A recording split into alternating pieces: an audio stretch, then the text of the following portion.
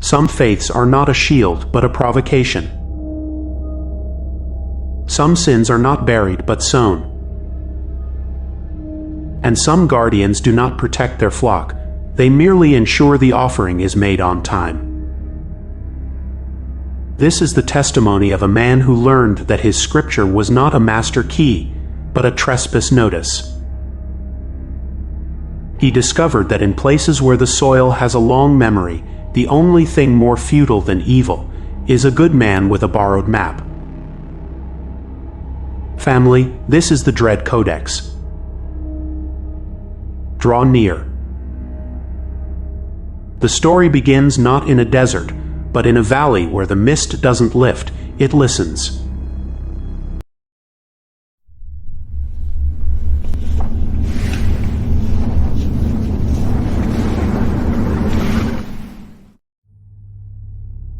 My name is Elias Vance. I was the sheriff of Mercy Falls, a quiet stain on the map of the Blue Ridge. Our peace was not earned, but leased. The silence here was never empty, it was patient. Pastor Samuel Thorne was the steward of that silence. His family had tended this flock for generations. He believed in a God of clean lines and righteous verdicts.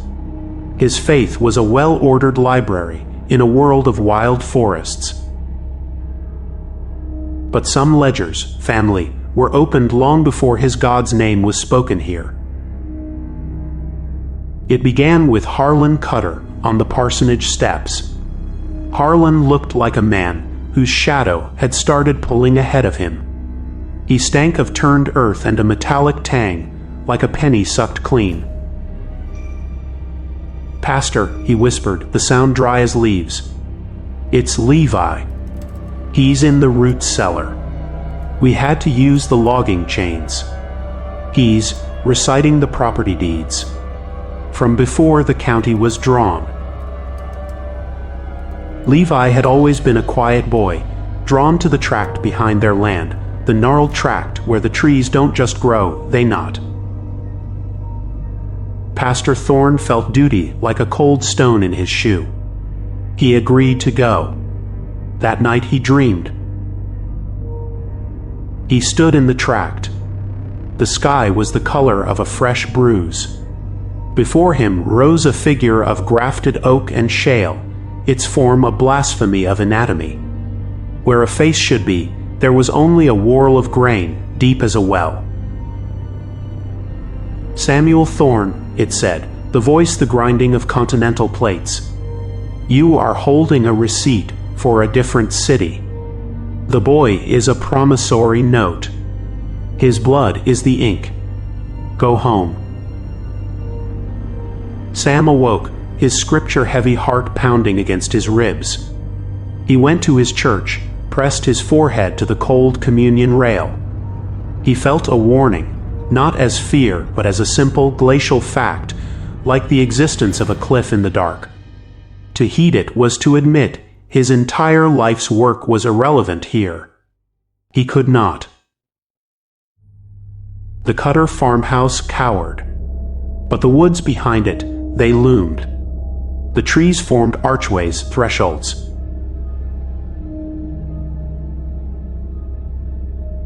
The root cellar was a mouth exhaling the smell of clay, iron, and cloying honeysuckle, the scent of the tract in high summer. Levi was anchored by heavy chains. His body was a document of violation. Intricate sigils, neither pagan nor Christian, were needled into his skin, swollen and proud. His eyes were covered with a thin, amber film that pulsed like sap in a vein. "The land is balancing its books, Harlan," Sam stated, his voice tighter than he intended. Levi's head rotated until his neck tendons sang. The voice that came was the dream voice, now filtered through ruined lungs. The warned shepherd returns. "Do you think your paper words can quiet the mountains, ledger? I am the keeper of the tallied stone. I am the first signature." Sam sent Harlan away, barred the door. He drew his Bible, his anchor. He began with Psalms, words of comfort. The thing wearing Levi smiled with split lips. With a wet, deliberate crunch, it dislocated its own shoulder, gaining slack in the chain. It did not advance. It used its freed hand to trace the symbols on its chest, reopening them. Dark sap welled. Sam's voice rose, shifting to the Gospels, the name of Christ a lance on his tongue. The entity echoed him, but its recitation was backwards, the syllables inverted, making a hollow, hungry sound of the sacred.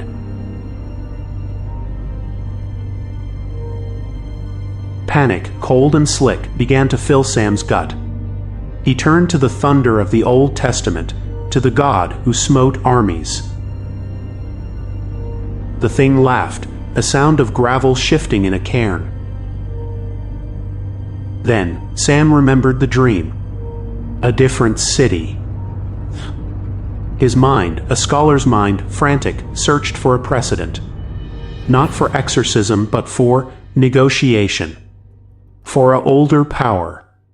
His fingers gone numb, fumbled to 1 Kings. Elijah.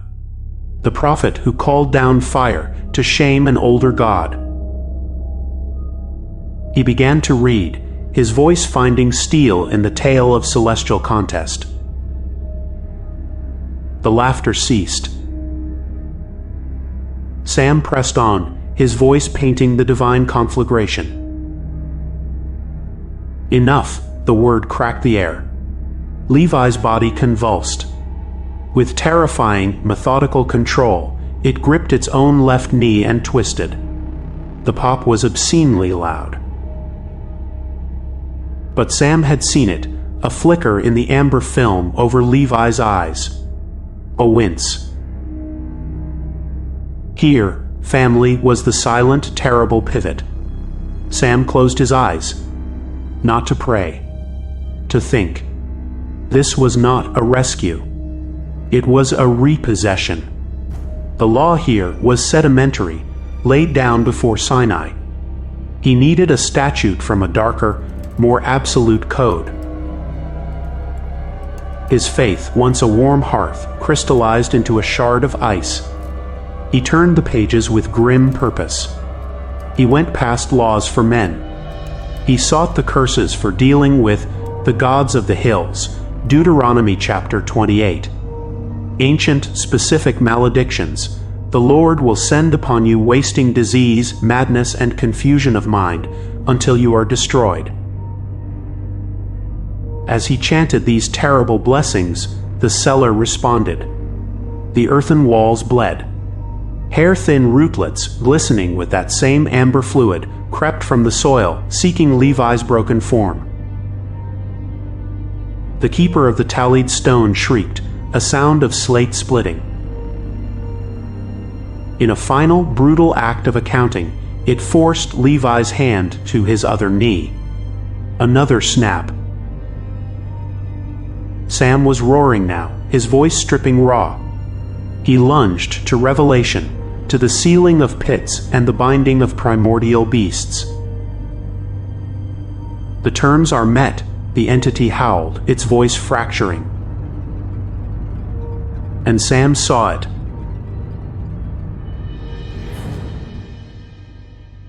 A shape of woven shadow and mineral darkness extruded from Levi's pores, clinging like tar. Then, with a silent, profound suction, it was pulled downward, not into hell, but into the floor, the soil, the deep strata of the tract. The silence that remained was deafening. It had weight. Levi's body, a broken, emptied vessel, slumped. Samuel Thorne collapsed. The ordered library of his belief was now ash. He had not cast out a demon. He had witnessed the foreclosure of a soul. In the morning, Harlan broke in. Levi was gone. Sam was alive, breathing softly. But when they lifted him, his eyes were open. They were the pale, clear blue of a high winter sky, void of all recognition. He made no sound. Pastor Samuel Thorne was an empty chapel. Whatever had stared into the heart of the tallied stone had its memories, its very self repossessed. He never spoke again. But the story does not end with the breaking of the preacher.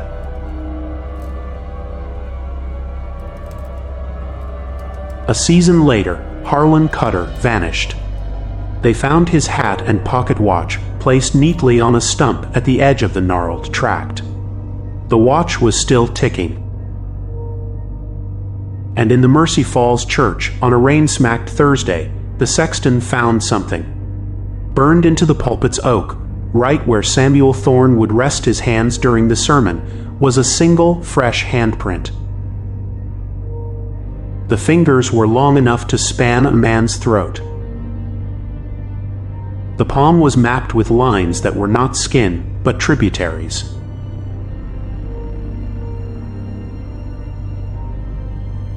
This is the story of the Gnarled Tract, Virginia. Remember, it is not a story of possession. It is a story of property law. The deepest terrors are not squatters. They are the original holders of the title. The deed is written in the language of tectonic pressure and ancestral guilt. So listen, family. If you walk in woods where the trees grow in deliberate, tortuous rings, if you feel the weight of a mortgage on your soul that you never signed, do not reach for a Bible. Reach for a lawyer. And pray he studied a much, much older text. Some ground is not made sacred by prayer, but by a covenant sealed in something older than blood. And some accounts are not settled with amens. They are settled in full with compound interest. If you have a story where the very dirt knows your name, send it to contact.thedreadcodex@gmail.com. Your truth becomes our tale. Your likes and comments keep these archives open. Until next time, may your house be built on your own land. May your name not appear in any ledgers but your own. Good night.